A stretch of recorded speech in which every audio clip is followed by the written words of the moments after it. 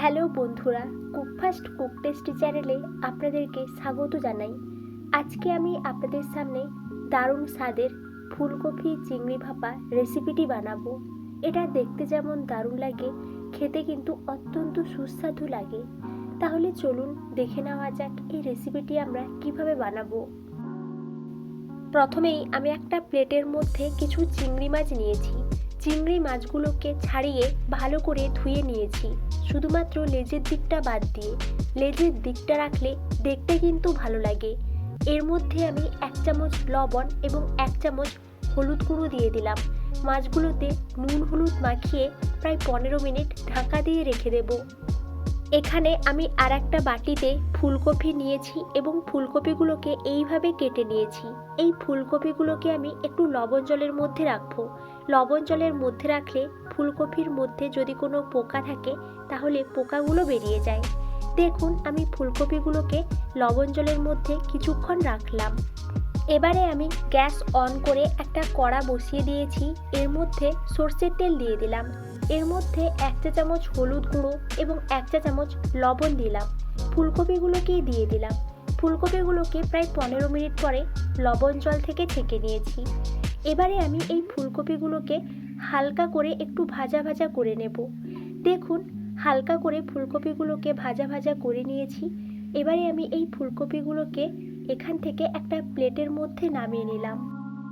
ওই কড়াইয়ের মধ্যে চিংড়ি মাছগুলোকে ভেজে নেব। চিংড়ি মাছগুলোকে দিয়ে দিলাম। কিছুক্ষণ চিংড়ি মাছগুলোকে নাড়াচাড়া করে হালকা করে ভেজে নিয়েছি। এবারে এই চিংড়ি মাছগুলোকেও একটা প্লেটের মধ্যে নামিয়ে আনবো। আমি এই প্লেটের মধ্যে চিংড়ি মাছগুলোকে নামিয়ে এনেছি।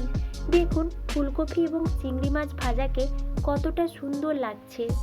এবারে আমি কিছু বাটনা বেটে নেব।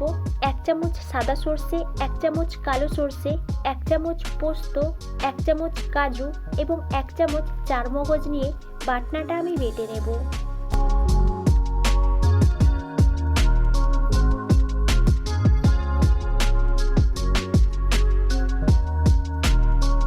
দেখুন, বাটনা বাটাটা হয়ে গেছে। এই বাটনা বাটাটাকে আমি একটা টিফিন কৌটোর মধ্যে রাখলাম। এর মধ্যে 1 চা চামচ হলুদ গুঁড়ো, 1 চা চামচ কাশ্মীরি লঙ্কা গুঁড়ো, 1 চা চামচ জিরে গুঁড়ো ও পরিমাণ মতো লবণ দিয়ে ভালো করে মাখিয়ে নিলাম। ভালো করে মাখানো হয়ে গেলে এর মধ্যে আমি চিংড়ি মাছ ও ফুলকপিগুলোকে দিয়ে আরেকটু ভালো করে মাখিয়ে নিলাম।